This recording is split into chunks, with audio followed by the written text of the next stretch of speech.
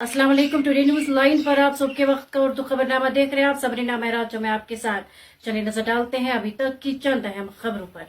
वज़ीर-ए-आज़म नरेंद्र मोदी ने कांग्रेस और इत्तेहादी जमातों पर अशिया व खिदमत टैक्स में इस्लाहात के हवाले से अवाम को गुमराह करने का इल्जाम आयद किया।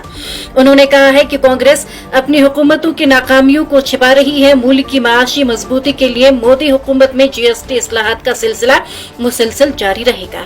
नरेंद्र मोदी ने दुनिया भर की कंपनियों को मदऊ करते हुए कहा है कि हिंदुस्तान और उत्तर प्रदेश सरमायाकारी के लिए सबसे मौजू और पुरकशिश मकामात हैं और यहाँ सरमायाकारी न सिर्फ हिंदुस्तान बल्कि गैर मुल्की कंपनियों के लिए भी फायदे का सौदा है। और जुमेरात को उत्तर प्रदेश में बैनुल अक़वामी तिजारती नुमाइश का इफ्तिताह करने के बाद अपने खिताब में नरेंद्र मोदी ने जीएसटी निजाम के नफाज और बाद में की गई नई सिलसिले की इस्लाहात का जिक्र किया और कहा कि इस्लाहात से मुल्क में माशी मजबूती की बुनियाद रखी गई है। जीएसटी इस्लाहात पर अपोजिशन की तनकीद का जवाब देते हुए वज़ीर-ए-आज़म ने कहा कि कांग्रेस और इसके इत्तेहादी 2014 से पहले की अपनी हुकूमतों की नाकामियों को छिपाने के लिए अवाम को गुमराह कर रही है। नेशनल कॉन्फ्रेंस के सदर डॉक्टर फारूक अब्दुल्ला ने कहा कि लद्दाख की मौजूदा सूरत हाल संगीन है और मरकज को ताकत के इस्तेमाल के बजाय मुज़ाकरात का अमल इख्तियार करके मसाइल को हल करना चाहिए। पार्टी हेडक्वार्टर में प्रेस कॉन्फ्रेंस से खिताब करते हुए डॉक्टर फारूक अब्दुल्ला ने कहा कि गुज़श्ता 15 दिनों से सोनम वांगचुक की क़यादत में लद्दाख के अवाम पुरअमन एहतिजाज कर रहे हैं, लेकिन उनका मुतालिबा रियासती दर्जा और 6ठे शेड्यूल का निफाज है। उन्होंने कहा कि सोनम वांगचुक ने अपने मुतालिबात उजागर करने के लिए लेह से दिल्ली तक पैदल मार्च भी किया, लेकिन हुकाम ने उनके खदशात को संजीदगी से नहीं लिया।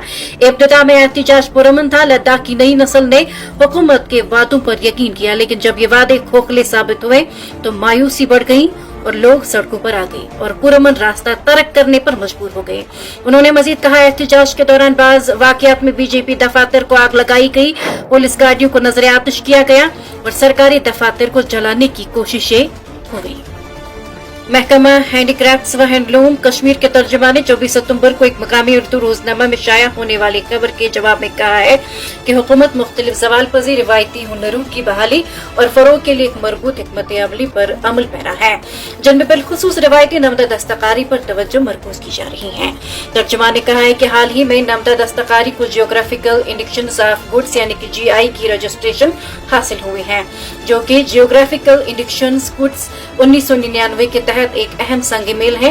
ये एक तारीखी कामयाबी है जो कि सस्ते मशीन से तैयार करदा मुतबादिल के खिलाफ मसाबकती मौक़िफ़ को मजबूत बनाते हुए क्राफ्ट की सदाकत की हिफाजत करते हैं। तवक्को की जाती है कि GI टैग इस सदियों पुराने दस्तकारी की बहाली में एक मुहर्रिक का किरदार अदा करेगा और इसे कौमी व बैनुल अक़वामी सतह पर ज्यादा पहचान दिलाएगा।